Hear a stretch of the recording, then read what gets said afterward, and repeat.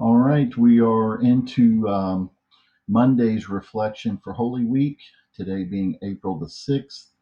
And we read the Passion narrative yesterday. Today's reading is considerably shorter with a reflection about that. This is from the Gospel of John, chapter 12, verses 1 through 11.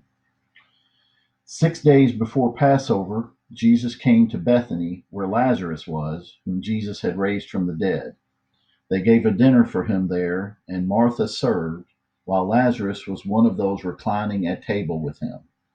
Mary took a liter of costly perfumed oil made from genuine aromatic nard and anointed the feet of Jesus and dried them with her hair.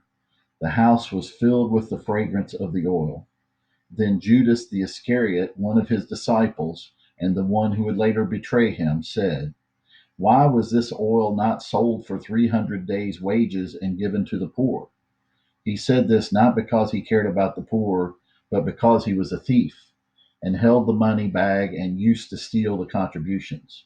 So Jesus said, "Leave her alone. Let her keep this for the day of my burial. You always have the poor with you, but you do not always have me." The large crowd of the Jews found out that he was there and came, not only because of Jesus, but also to see Lazarus, whom he had raised from the dead. And the chief priests plotted to kill Lazarus too, because many of the Jews were turning away and believing in Jesus because of him. So that is today's reading, and then we'll read the reflection by Bishop Robert Barron, his thoughts on that particular gospel reading.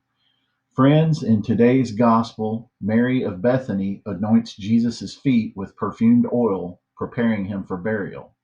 This gesture, wasting something as expensive as an entire jar of perfume, is sniffed at by Judas, who complains that, at the very least, the nard could have been sold and the money given to the poor. Why does John use this tale to preface his telling of the Passion? Why does he allow the odor of this woman's perfume to waft, as it were, over the whole of the story? It is because, I believe, this extravagant gesture shows forth the meaning of what Jesus is about to do, the absolutely radical giving away of self. There is nothing calculating, careful, or conservative about the woman's action. Flowing from the deepest place in her heart, religion resists the strictures set for it by a fussily moralizing reason, which is on full display in those who complain about the woman's extravagance. At the climax of his life, Jesus will give himself away totally, lavishly, and unreasonably. And this is why Mary's beautiful gesture is a sort of overture to the opera that will follow. Then the bishop asks you to reflect on this. When have you been the giver or the recipient of an extravagant gesture of love, and how did that affect you? So give that some quiet thought. Um, Not just a kind gesture, but as he says, an extravagant gesture of love.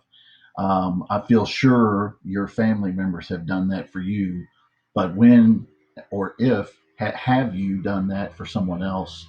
And if you haven't, give that some thought. What could you do for somebody that would be considered an extravagant gesture of love, and who would you do it for?